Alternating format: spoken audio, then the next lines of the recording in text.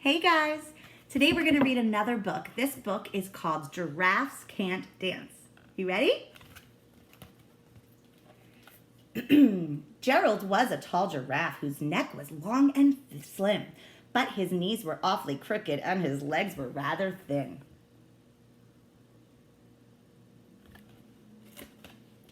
He was very good at standing still and munching shoots off trees, but when he tried to run around, he buckled at the knees. Now, every year in Africa, they hold the jungle dance, where every single animal turns up to skip and prance. And this year, when the day arrived, poor Gerald felt so sad, because when it came to dancing, he was really very bad. The warthogs started waltzing, and the rhinos rock and rolled. The lions danced a tango that was elegant and bold. The chimps all did a cha-cha with a very Latin feel, and 8 baboons then teamed up for a splendid Scottish reel.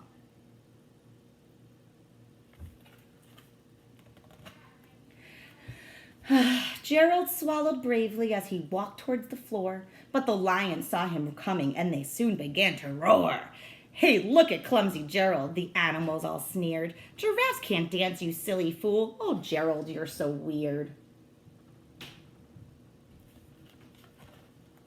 Gerald simply froze up. He was rooted to the spot. "They're right," he thought. "I'm useless. Oh, I feel like such a clot." So he crept off from the dance floor and he started walking home. He'd never felt so sad before, so sad and so alone. Then he found a little clearing and looked up at the sky. "The moon can be so beautiful," he whispered with a sigh. "Excuse me," coughed a cricket who'd seen Gerald earlier on, "but sometimes when you're different, you just need a different song."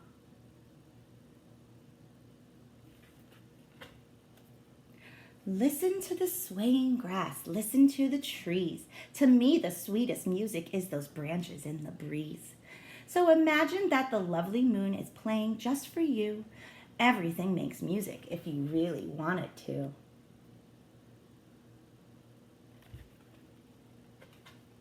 With that, the cricket smiled and he picked up his violin. Then Gerald felt his body do the most amazing thing. His hooves started shuffling, making circles on the ground. His neck was gently swaying and his tail was swishing round. He threw his legs out sideways and he swung them everywhere. Then he did a backward somersault and leapt up in the air.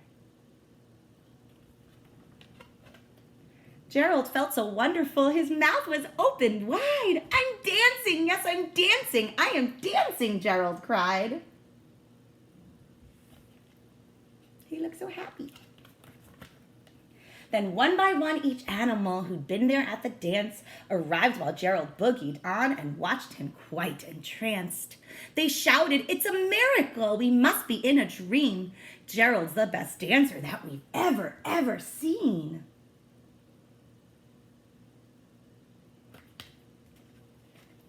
"How'd you learn to dance like that? Please, Gerald, tell us how." But Gerald simply twirled around and finished with a bow.